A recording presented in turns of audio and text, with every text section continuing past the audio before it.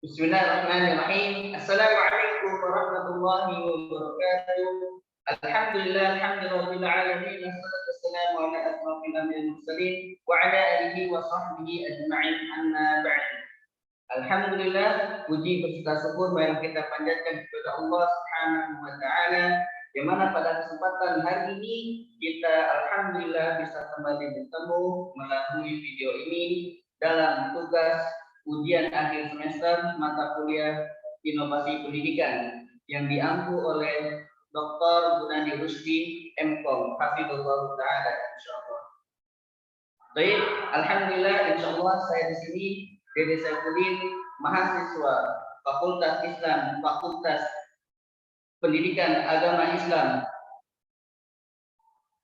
Kampus Islam Darus Sunnah, insyaallah akan mempresentasikan tugas saya pribadi, yaitu tentang Kampus Islam Darus Sunnah menuju modern. Kemudian sebelum kita mengetahui dulu, sebelum kita berbicara lebih lanjut tentang Kampus Islam Darus Sunnah, sebelumnya kita harus mengetahui dulu apa sih itu Islam, apa sih itu Kampus Islam Darus Sunnah.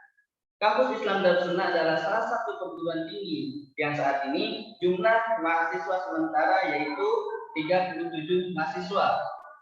Di antaranya 15 mahasiswa dan 22 mahasiswi. Dan baru memiliki satu fakultas yaitu Pendidikan Agama Islam atau PAI. Kampus Islam Darus Sunnah juga di samping mengedepankan ilmu syar'i, salah satu program unggulannya yaitu adalah tahfiz Al-Quran 30 juz. Yang mana di sini mahasiswa dan mahasiswinya ditekankan untuk mampu untuk bisa menghafal Al-Quran 30 juz dengan insyaallah mungkin insyaallah. Yang mana salah satu syarat lulusan untuk bisa mendapatkan ijazah S1 yaitu wajib mentasbihkan 30 juz. Kemudian, nah ini juga harus kita ketahui apa aja sih kenapa kita harus kuliah di Darus Sunnah, kenapa kita harus kuliah, harus mengambil kuliah di Kampus Islam Darus Sunnah. Apa aja sih keunggulannya? Nah di sini kita akan jelaskan keunggulannya. Diantaranya, walaupun begitu banyak keunggulannya, saya hanya menyebutkan beberapa. Yang pertama yaitu ruang kelas yang kondusif, yang mana ikhwan terpisah, akhwat juga terpisah, dan antara dosen dan mahasiswi juga tidak ada kontak langsung, tidak ada face to face, melainkan mahasiswi bisa melihat dosennya melalui layar yang telah disiapkan oleh pihak Kampus Islam Darus Sunnah. Kemudian lokasi yang strategis, dan kemudian adalah diampu oleh dosen-dosen yang berkompeten di bidangnya, yang mana kebanyakan dosen kita sudah lulus S2 semua, bahkan S3 juga. Kemudian waktu perkuliahan ini yang sangat penting. Ini yang membuat kita tertarik kenapa sih kita harus masuk ke Kampus Islam Darus Sunnah. Di antaranya itu waktu perkuliahan hanya 1 hari per pekan. Kenapa demikian? Karena notabene kebanyakan kami mahasiswa di sini yaitu sebagai pengajar, sebagai pendidik juga.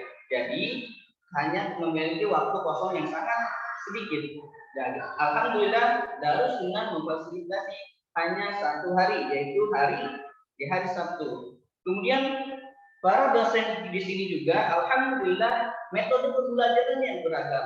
Ada yang hanya menggunakan metode ceramah, kemudian ada juga yang menggunakan metode ceramah dan tugas, bahkan ada juga yang dosen hanya memberikan tugasnya saja. Nah itu dia yang menjadikan kita beragam, jadi membuat mahasiswa itu terpacu untuk selalu berpikir dan berpikir. Kemudian, nah selain ada kelebihan, pastilah kita juga ada kekurangannya. Nah apa aja sih kekurangan Kampus Islam Darus Sunnah? Yang pertama, SKS yang terlalu padat. Menurut kami mahasiswa, khususnya saya pribadi, SKS-nya yang terlalu padat. Kenapa? Jadi dalam 1 semester itu dipadatkan, yang mana di kampus umumnya per semester itu 6 bulan. Tapi di Kampus Islam Darus Sunnah disingkat, dipadatkan menjadi 1 semester 3 bulan saja. Jadi selama 6 bulan kita bisa 2 kali UTS dan 2 kali UAS. Kemudian program yang masih sedikit kurang jelas, yang menurut saya pribadi yaitu tahfiz. Kok kenapa sih masih kurang jelasnya? Kurang jelasnya yaitu kami sebagai mahasiswa dan mahasiswi hanya diberikan silabusnya saja.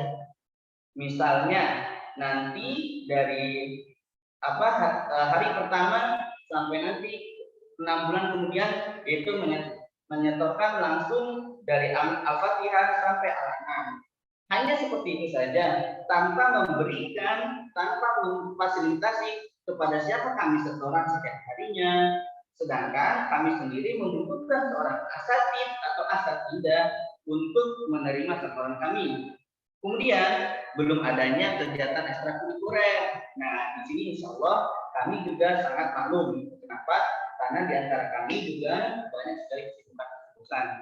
Kemudian ini ya salah satu yang sangat penting juga ketika dalam proses pembelajaran kita membutuhkan akses jaringan internet, karena setiap dosen juga ada memiliki metode pembelajaran, yaitu kita harus mencari misalnya via YouTube dan segala macamnya, yaitu memerlukan jaringan internet. Kemudian ini yang membuat kita bisa jadi kampus kita terkenal atau kampus kita turun, yaitu belum adanya BEM. BEM itu apa sih?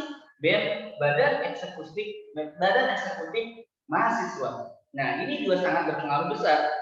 Kalau seandainya BEM tersebut bisa dikelola dengan baik, maka akan mengharumkan nama kampus tersebut. Akan tetapi apabila BEM tersebut tidak dikelola dengan baik, maka bisa jadi juga tidak berpengaruh apapun kepada kampus itu sendiri.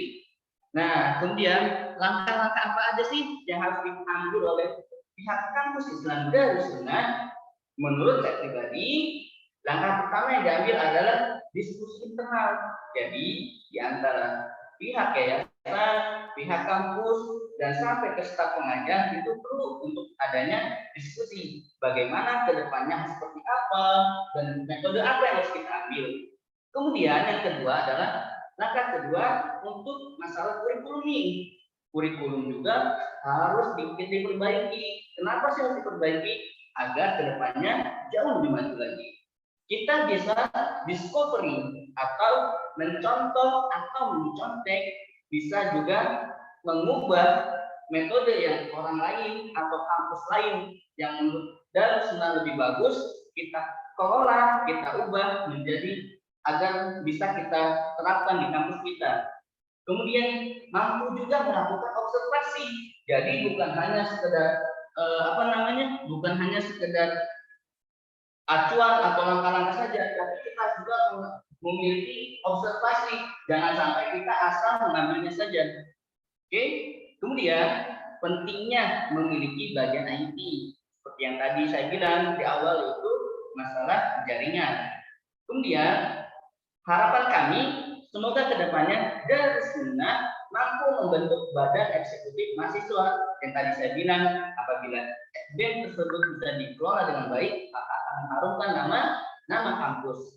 Kemudian mampu membuat sarana olahraga sendiri. Insya Allah semoga kita doakan sama-sama, semoga kedepannya kampus Islam Darussunnah insya Allah jauh lebih berkembang. Kesimpulannya dari saya pribadi, dari berbagai kelebihan dan kekurangan yang dimiliki kampus Islam Darussunnah, dapat kita ambil kesimpulan bahwa setiap namanya lembaga pasti memiliki kelebihan dan kekurangannya. Nah, tinggal tergantung kita mau bagaimana. Terutama sebagai mahasiswa, kita mahasiswa apakah cuma ingin melihat kekurangannya saja sehingga menjatuhkan, atau kita lihat juga kelebihannya sehingga kita bisa menutupi kekurangannya. Nah, kemudian itu yang dapat saya sampaikan. Kurang dan lebihnya mohon maaf. Kepada Allah hanya mohon ampun. Akhirul kalam.